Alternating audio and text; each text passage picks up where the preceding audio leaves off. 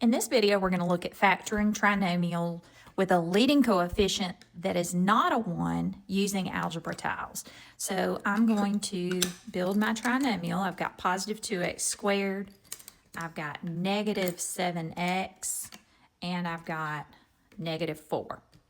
Okay, so the idea of factoring with algebra tiles is that we want to use this trinomial to build a rectangle, and then we want to find the dimensions of that rectangle, and those dimensions are going to be the two factors that multiply together to give us this trinomial.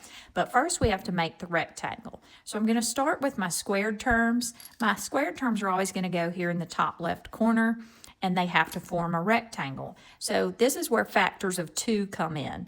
To make a rectangle with these, I can either make a 1 by 2 rectangle or a 2 by 1. It really doesn't matter since those are the same factors.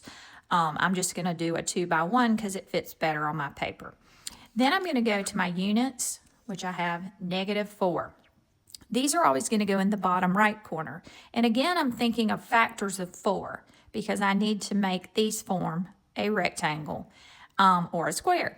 And so factors of 4, I could do a 2 by 2, I could do a 1 by 4, I could do a 4 by 1. And we may have to try all of those. I'll just leave it with a 4 by 1 to get started. Now I'm going to take my x's and I'm going to try to make them fill these parts in to form a rectangle. If I put 2 here and 4 down here, we can see we're still going to have 1 left over that won't fit, so that's not going to work. What about a 2 by 2? Okay, I could move these 2 up here, but we're still going to have 1 left over. Not going to work.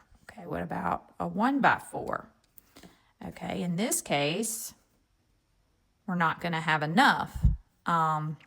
And so what this tells us is that we can't form a rectangle with what we have here, and we're going to have to introduce some 0 pairs of x's. So a 0 pair is a positive x and a negative x, and we can introduce them as long as we introduce one of each together, because this makes 0. It doesn't change the value of our polynomial.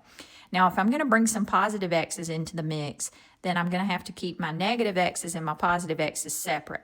So all my negative x's will stay together and my positive x's will go down here, or vice versa. And so we can see now that by bringing in this pair, the negative will fit right there, and I can put the positive right here, and we have the rectangle that we were looking for. So now let's find the dimensions of that rectangle. So up here I have x minus 4. And down the side I have x plus x, so I have 2x, and then plus 1. All right, so my factors then for this polynomial are 2x plus 1 and x minus 4.